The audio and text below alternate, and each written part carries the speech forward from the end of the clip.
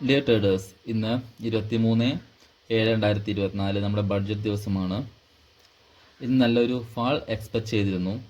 ആ ഫാളിനനുസരിച്ച് നമ്മളൊരു order place ചെയ്തിരുന്നു. പക്ഷേ നമ്മൾ വിചാരിച്ച ആ പോയിന്റിൽ വരാതെ മാർക്കറ്റ് ഫാൾ ചെയ്യുകയാണ് ചെയ്തത്. എനിവേ, കുഴപ്പമില്ല.